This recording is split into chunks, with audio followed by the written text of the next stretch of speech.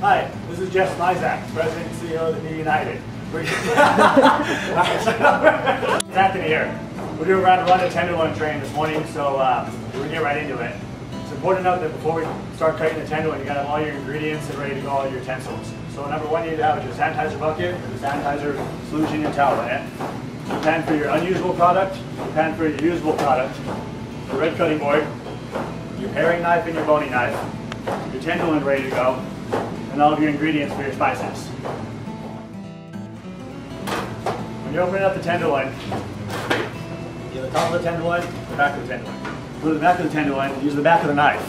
Cut the Tenderloin straight open. Bring the Tenderloin bag over to the trash can.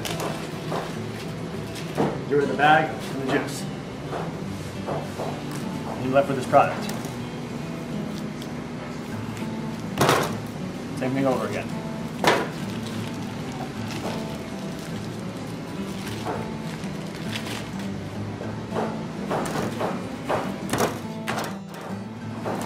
It's important to note that every cattle has two pieces of Tenderloin, one on the right side, one on the left side. So you can notice that it's the same formation except for the top part of it. There's a chunk of meat here and a chunk of meat there. We're going through the first one. Come on. So as you go through the product, you want to start at the furthest right end of it. You want to trim away as much of the fat as you can. This part of the Tenderloin is called the chain.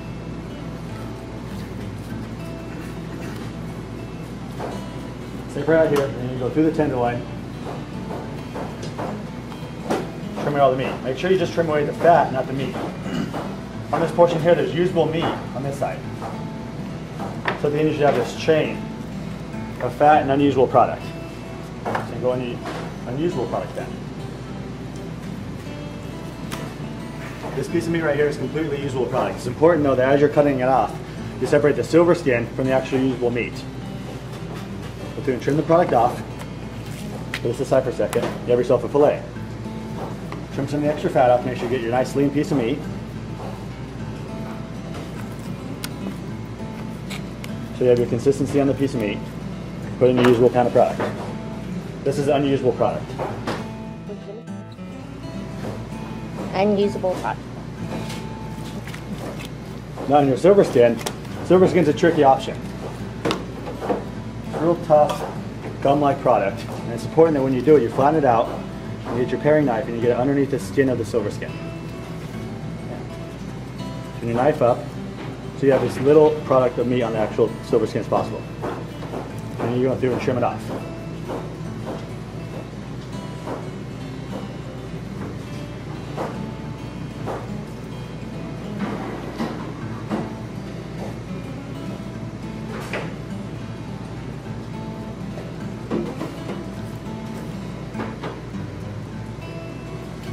There's going to be some meat on the back of the silver skin. The goal is to not have big chunks of meat on it. Then you have a nice clean product. And all this is unusable completely. And you go through the top end of it, and you see you need to trim off as far as the fat.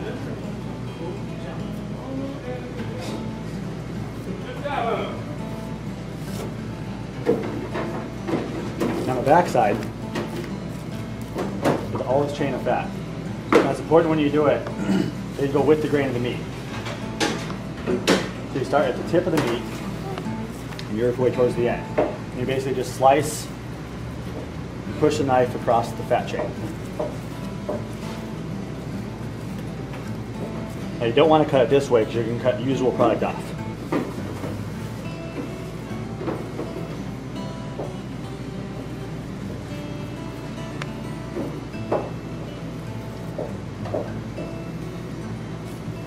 All unusual product. So you have the back of the Tenderloin, nice and clean trimmed. You have the front of the Tenderloin, nice and clean trimmed. Take your piece that you just trimmed off, trim it level, and you're just going to go through, cut the Tenderloin so it's in equal pieces.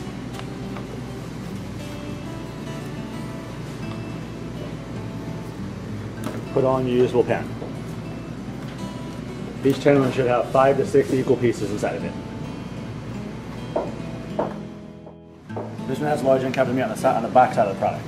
So you notice this one has a lot more fat chain on it than the other one did, so this one's going to be a little bit harder for us to do. So Some product where you can always start at the top end of the meat. If you need to trim a little bit away with your paring knife, that's fine. Be able to get to where you can separate the chain from the usual product of meat. It's a little bit tough, but this will come off easy. If you need to cut some off, that's fine. Usually you can just do it with your two hands.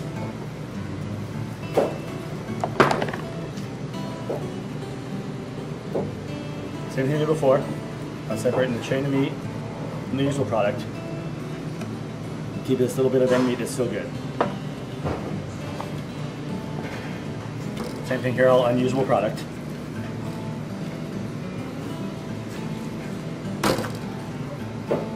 See the silver skin underneath the layer of fat. So you do a little bit of work trimming it away.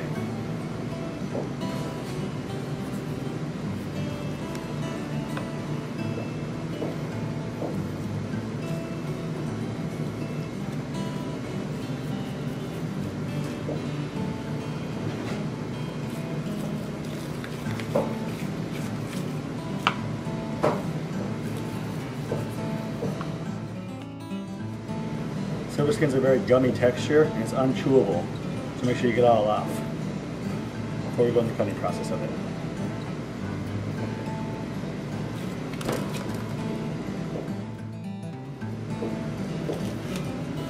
So clean up the tenderloin from start to finish, the entire side. So just like before, we have a nice clean trimmed top part, and we go to the fat chain on the back. It's like last time, we just almost scrape the knife going from the tip end to the back end along the meat. All this stuff comes off really, really easy.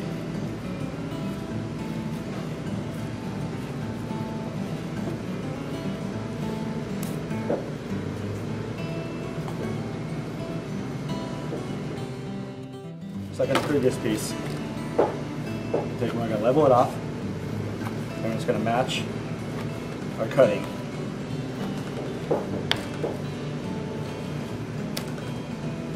Every single piece. So off the second fillet we got 6 pieces. You notice it's a little bigger of a fillet. The first fillet we got 5 pieces. All of them are relatively the same size, same consistency, and every one of them are nice and trimmed, nice and clean. Put it in your pan. Every one of the pans should just be 10 pounds. We'll wait here in just a couple minutes.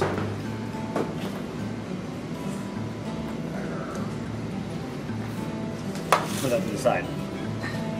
We're going to go over the wrong way to cut a tenderloin. Important note on a tenderloin is that off one of these 100% product that we have right now, you're only going to get between 65 and 68% of the yield. So make sure you maximize the yield out. First thing you can do to mess up a tenderloin is use the wrong knife. So a lot of times what happens is inexperienced people who really don't know the right way to cut the tenderloin, they go through and they just start cutting at it. They'll tear it. Tenderloins are very, very loose meat, so it tears very easy. Wrong way right here. See, I didn't take my time to separate the meat out. I took a lot of meat product right here, and I just threw it to the side. Very, very important that you take off this chain first before you take out the silver skin. Sometimes people get in the habit of doing this. What they have is a lot more usual product right here. And I'm just going into a hacking mode.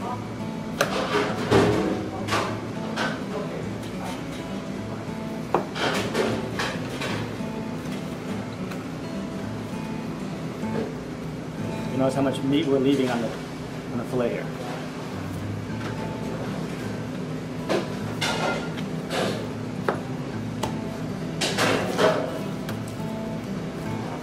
Another wrong way to cut the tenderloin is to go back against the chain of fat. It also depends on how much fat you really have until you go scrape against it the right way. So if you're not cutting the right way, you'll leave a lot of meat left on the chain.